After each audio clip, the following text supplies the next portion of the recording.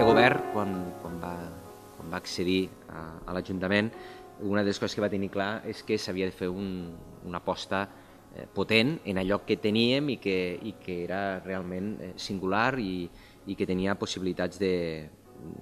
créixer. És a dir, no parlem de consolidació perquè és evident que ja estaven consolidades les lletres ebrenques. Hi havia una feina per part, en aquest cas, de Joana i de Carlos per a fer de les lletres ebrenques un espai de trobada de literatura, tal com diu el seu nom, de les lletres ebrenques, aquí a Amposta, que poquet a poquet ha anat creixent i això ha sigut fruit d'una feina constant, ingent i en molta part, si m'ho permeteu, voluntària, perquè al final, en un pressupost que sí que és cert que s'ha crescut de 9.000 a 12.000 euros, però en un pressupost de 12.000 euros fer unes jornades de les lletres ebrenques de la qualitat que es fan i del que s'acaba aconseguint, jo crec que això al final és, com a mínim, hauríem de parlar d'eficiència. Per tant, també volem agrair-ho des de l'àrea més política, tot el que es fa. La creació de la ruta Arbó. El que sí que està clar és que és una persona de territori en un nivell literari jo crec que extraordinari i que era molt interessant acabar tenint aquesta ruta Arbó de tots els espais que ell acaba descrivint als seus llibres. Totes són importantíssimes, les lletres ebrenques pretenen sobretot fer incís en l'àmbit local i territorial, però sí que és cert que acompanyar-ho de primeres figures del país també acaba donant aquesta rellevància que jo crec que ha acabat tenint les lletres ebrenques, i és la participació de la Carme Sansa, per exemple, o del mateix Albert Tom el dissabte per acabar conduint una taula d'autors ebrencs. I jo crec que al final que vinguin aquestes figures és important pel fet que fiquen la cirereta del pastís per a ficar de relleu al final allò que pretenen les lletres ebrenques, que és la literatura del territori. Res més, agrair la tasca que es fa des de la biblioteca, perquè també hi ha una tasca de totes les activitats que es fan durant l'any vinculades a la literatura, als clubs de lectura, a tot allò que es fa a la biblioteca, al final acaba relligant gent i acaba d'alguna manera fent adeptes a la biblioteca que acaben, crec jo, també consolidant en les jornades de les lletres ebrenques. Però també enguanya la novetat de que dins de les jornades, juntament en les bases del Premi de Narrativa, també presentarem l'obra guanyadora, que per primera vegada la traurem publicada per mig de l'editorial Onada, en una col·lecció que serà una col·lecció dins dels premis que inclourà Onada de narrativa curta. Per tant, dins d'aquesta col·lecció tindrem a partir d'ara les obres guanyadores, en aquest cas la de Fede Cortés, que és la que va guanyar l'anterior, i esperem a partir d'ara anar-les publicant a mesura que és una col·lecció que traiem ho publicava l'Ajuntament, però també hem cregut que també per donar-li rellevància a aquest premi, poder-lo també publicar dins d'una editorial. Tanquem les jornades en Albert Tom, que és un periodista, jo crec que molt rellevant dins del món televisiu i el món radiofònic avui en dia, i per tant jo crec que també una aposta molt forta per portar gent de fora, que el que fan és també realçar aquestes jornades de lletres ebrenques. En aquestes 13 jornades, com ha dit l'alcalde, sí que podem dir que estan consolidades, perquè el que un nota més és que hi ha autors que 3 o 4 mesos abans, o gent que se vol incorporar nova, ja venen ells a buscar-te, i això ja és un símptoma de que s'estan coneixent per arreu del país, no del territori, sinó del país. En aquestes jornades estan fetes, com sempre, en la mateixa il·lusió del primer any i en la mateixa finalitat, que és continuar donant coneixent els autors, novells, consolidats i dels que no han vingut mai a casa nostra, que cada vegada s'apropen més, i apropar-los als usuaris, als lectors, a la gent que ha de veure la biblioteca, a la gent que no és lectora, perquè ho enfoquem d'una manera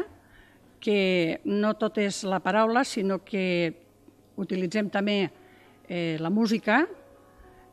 com per exemple en commemoracions que han guanyat del Vicent Andrés Estellés, on estiran l'Institut Berenguer, els alumnes recitant-lo, juntament amb Josep Igual, que tenim aquí, que ens parlarà de la ruta literària, o, per exemple, tenim un grup que ha sortit a la Ràpita, que es diu De Matí Mañana, que parlaran també en diferents poetes, O tenim el Pedrolo, en los seus, que se complix el centenari del seu naixement. Pues ja començarem les jornades el dia 16 amb un recital amb dos magnífics músics i poetes. Hi haurà uns 90 autors, molts són, com ha dit l'alcalde, que són ebrencs, escriuen des de l'Ebre i en molta temàtica ebrenca, però ja on anem en bastants autors de la resta del país. I així tenim, per dir algun nom, el Jordi Llavina,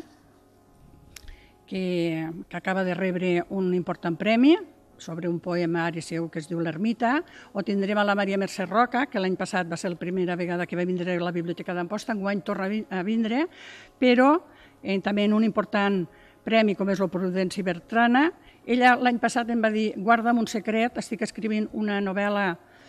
ambientada al Delta i surt molt a Amposta,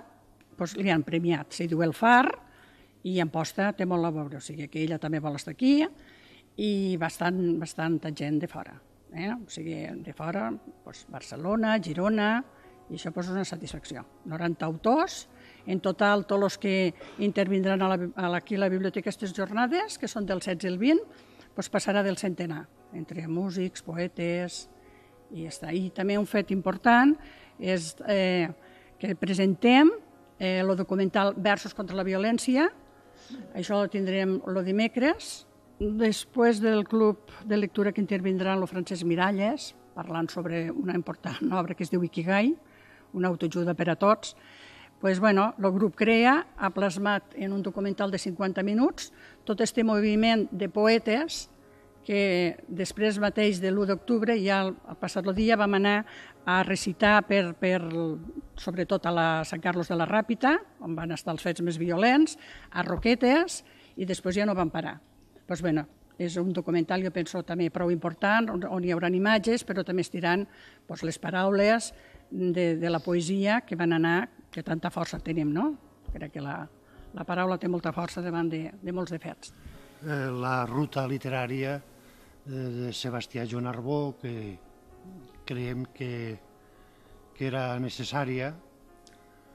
Bé, Arbó, evidentment, està suficientment celebrat a la ciutat, però com tots els grans clàssics, jo crec, i molts som que pensem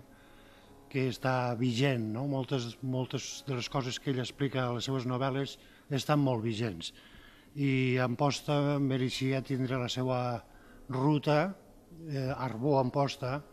sobretot fonamentada en novel·les com ara Camins de nit, sencerament ambientada a Amposta, on descriu paisatges i les lluites per la vida i la manera d'entendre el món dels nostres avantpassats,